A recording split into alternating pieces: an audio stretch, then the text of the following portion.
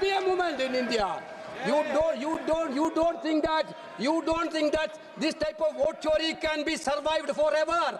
This vote chori, we will ensure that this vote chori is not going to come what may. We are not bothered about going for jail. We are not bothering about anything. But we know that you will put us in jail. We know that. You will use all your weapons against us. But even though bravely we are telling that, we will fight it out and we will try to save our democracy in this country, sir. That's what I want to say. So thank you very much, sir. Shri Ravi Shankar Prasad.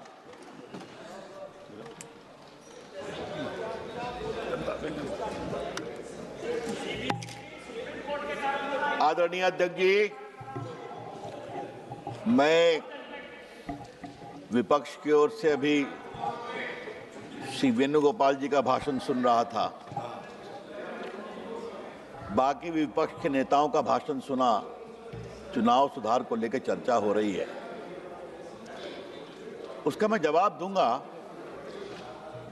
लेकिन एक बात मुझे बार बार लग रही है कि विपक्ष के नेताओं के भाषण में तल्खी बहुत है। चाहे वो विपक्ष के नेता का हो या माननीय वेणुगोपाल जी का हो। ये तल्खी का कारण क्या है? ये पीड़ा, ये दर्द, ये कसक क्यों है? तो वो हार जाते हैं। तो जब जनता वोट नहीं देती है तो चुनाव आयोग गड़बड़ है, जनता वोट नहीं देती है तो बाकी गड़बड़ है।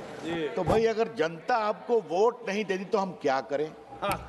अभी आप हमारे प्रदेश की बात कर रहे थे माननीय वेणुगोपाल जी। बिहार हमारा प्रदेश, आपको मालूम है ना mister Venugopal, I hope you are aware that I come from Bihar. I am an MP from Bihar. Okay, you talked a lot about my state. सुनिए, आपको बताऊं sir, kindly be seated. Bihar में चुनाव हुआ, इतना हंगामा किया, इनको सिर्फ 5 सीट आई कांग्रेस पार्टी को। सिर्फ 5,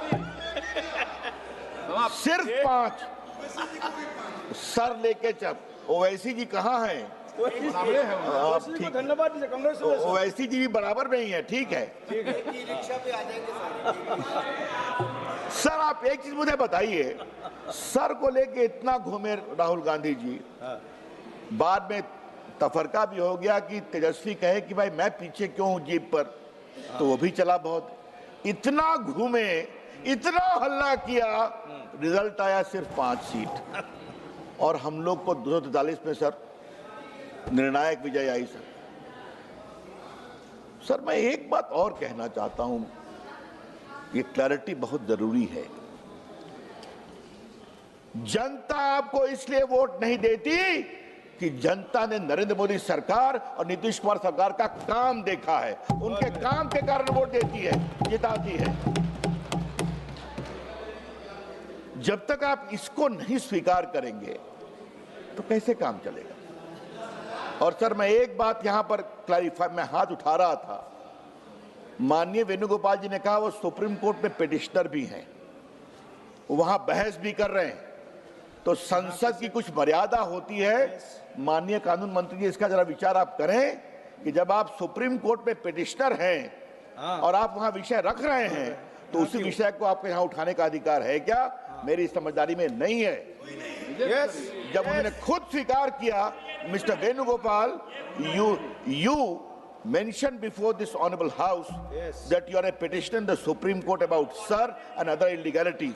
If that is the position, I'm sorry, you should not have spoken on this issue at all. That is the norm of this parliament.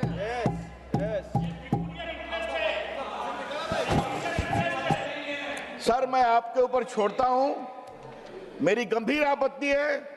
Let the issue be examined and if my objection is found to be correct, his entire observation should be deleted from the record.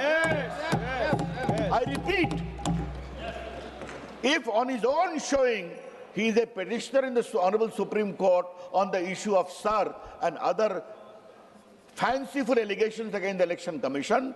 I'm sorry, he cannot participate in the debate and repeat the same question. It is against parliamentary norms, and therefore delete all his comments from the record of this debate. Yes. That is my formal request.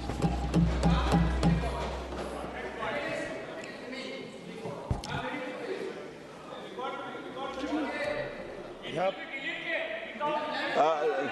You should have moral. No, You should have moral. let the chair take a stand, please. Good. I did not interrupt you, Mr. Venugopal. You are a very learned man. You are a very eloquent man. Sir, you kindly are a very address- aggressive man. kindly address but I the chair. heard you patiently. Now you better hear me patiently. Sir, Okay? kindly Yes. address the chair, sir, please. Sir यहाँ पर एक बात और जानना जरूरी है sir, क्या election commission तभी ठीक रहेगा जब वो जीतेंगे?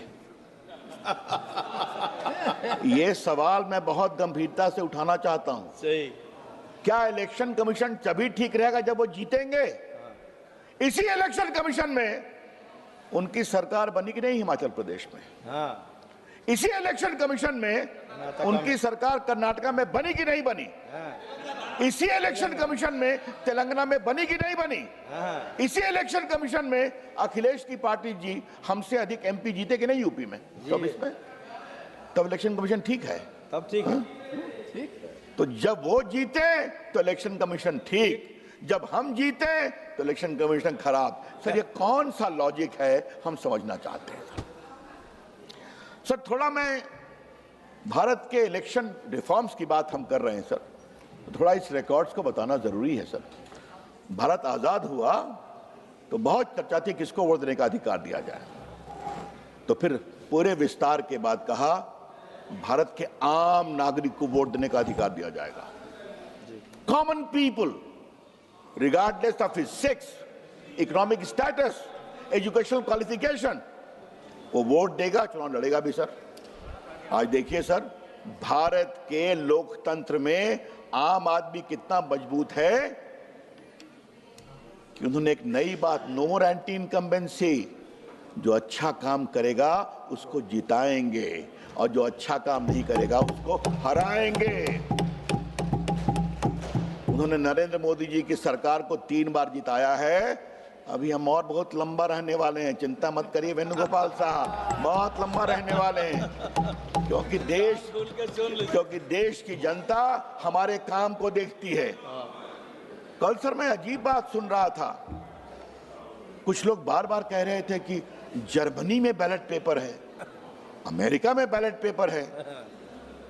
सर आज तक तो मैंने सुना था कि हमारे समाजवादी मित्र भारत पर बहुत विश्वास करते हैं, पूरा विदेश में नहीं देखते हैं विदेश की बात। क्या भारत की अच्छी बात हम दुनिया में बता नहीं सकते सर?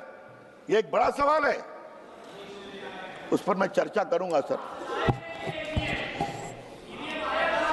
अच्छा जरा बैठा, मैं बोलूंगा ईवीएम पर बोलूंगा। सर मैं कल राहुल गांधी को सुन रहा था और आज वेणुगोपाल जी को भी सुना। इंस्टीट्यूशंस को कॉम्प्रोमाइज करते हैं, हम बाकी करते हैं। तो आज थोड़ा मैं कहानी खोलना चाहता हूं इस डिबेट में सर, और मैं बहुत विनम्रता से कह रहा हूं, मुझे अनुमति दीजिए। राष्ट्रपति के साथ मजाक किसने किया था?